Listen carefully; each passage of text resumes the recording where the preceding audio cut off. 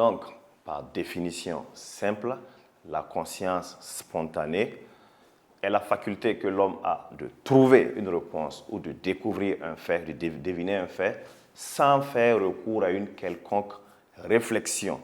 Je prends encore un autre exemple. On demande à quelqu'un, par exemple, après le lundi, quel jour suit? Logiquement, on sait que c'est le mardi. On n'a pas besoin de réfléchir pour ça. Donc, c'est la conscience spontanée qui intervient lorsque nous posons des actes spontanés. Maintenant, en petit b, nous allons voir la conscience réfléchie.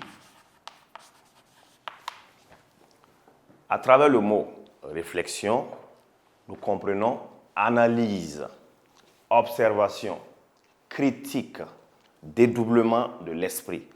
Cela veut dire que la réflexion suscite une forme d'analyse d'un fait donné. On se pose des questions, on critique pour voir quelle est la réponse appropriée. Voilà pourquoi il n'est pas donné justement à n'importe qui de réfléchir. Mais la notion de réflexion est une notion qui caractérise l'être humain, qui le distingue justement des animaux. Donc, par conscience réfléchie, nous comprenons comme la faculté que l'homme a d'observer une analyse, une critique face à un fait donné avant de se prononcer. Cela veut dire que l'esprit observe un dédoublement. À travers nos sens, nous observons d'abord le fait. Nous renvoyons l'information dans notre cerveau, nous analysons avant maintenant de donner une réponse. Si on veut matérialiser le schéma, on prend par exemple un être humain et face à un fait donné, par exemple une voiture que nous avons juste en face.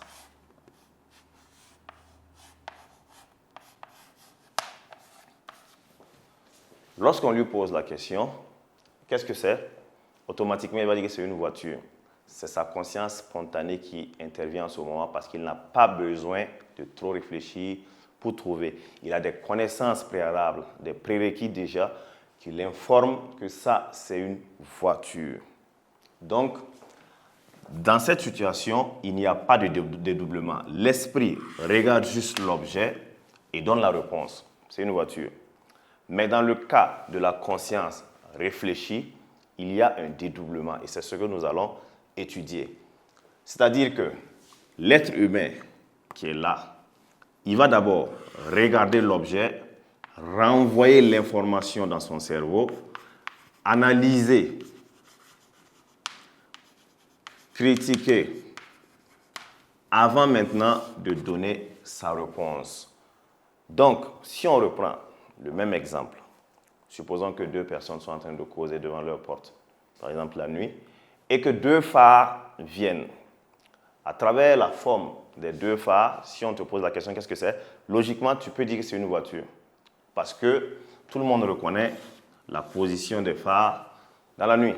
Mais si on te demande, est-ce que c'est la voiture de ton père par exemple? Il va falloir que tu observes davantage la couleur des phares, la forme des phares, avant de te prononcer. En ce moment, c'est la conscience réfléchie qui intervient, puisque ça va prendre un peu plus de temps. D'abord, tu regardes, tu renvoies les informations dans ton cerveau, tu analyses, avant maintenant de tirer ta conclusion en disant « oui, c'est la voiture de mon père » ou « non, ce n'est pas lui ». Donc, la conscience réfléchie prend un peu plus de temps avant d'émettre que la conscience spontanée. Le même exemple fonctionne sur, on demande par exemple à un élève 2 plus 2, directement il va dire 4, c'est la conscience spontanée. Mais si on pousse plus loin, 2 plus 2 fois 2 fois 2, là, il ne pourra pas répondre rapidement. Il va prendre un peu plus de temps. Il va d'abord prendre 2 plus 2 qui vont donner 4, 4 fois 2 qui vont donner 8, 8 fois 2, avant de dire 16.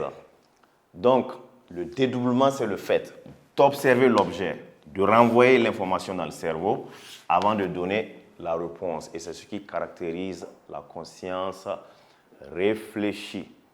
Donc, en récapitulatif, la conscience spontanée, c'est lorsque l'être humain trouve une réponse, devine un fait, sans une réflexion poussée. Par contre, dans la conscience réfléchie, nous prenons plus de temps pour analyser, observer, émettre des hypothèses, critiquer avant de donner le résultat. Donc ça prend un peu plus de temps et il y a le trait du dédoublement qui matérialise la conscience réfléchie.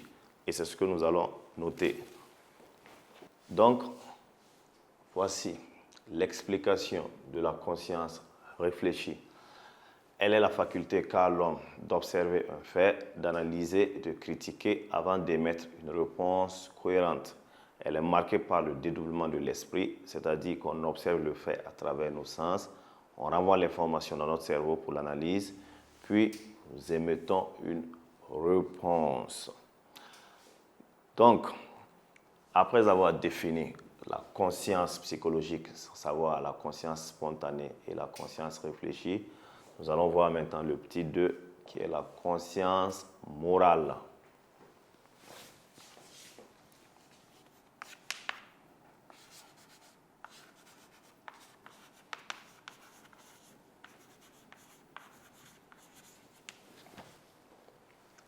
D'abord, par définition, la morale se veut être la loi qui définit le bien et le mal.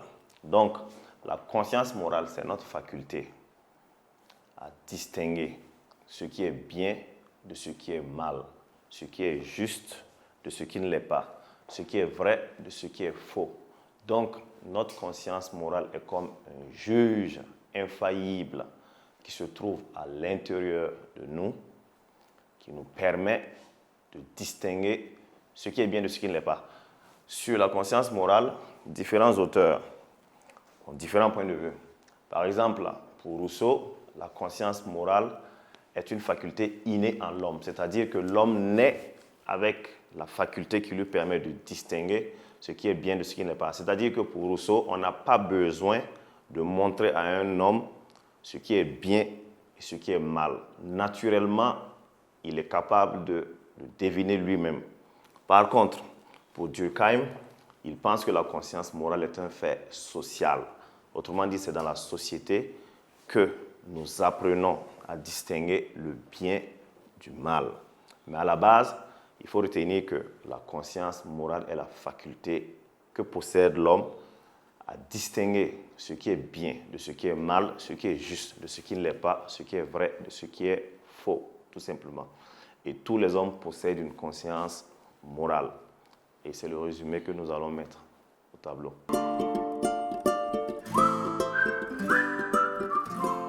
Ok, donc, par définition, la conscience morale, c'est la faculté que possède l'homme à distinguer le bien du mal, le juste de l'injuste, le vrai du faux.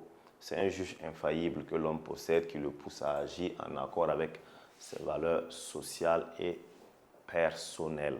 Tout simplement pour dire que c'est la conscience morale qui nous permet de vivre en accord avec nous-mêmes et avec les autres. Car elle nous dicte les bons actes et nous pousse à nous éloigner des mauvais actes. C'est elle qui nous félicite à la suite d'une bonne action.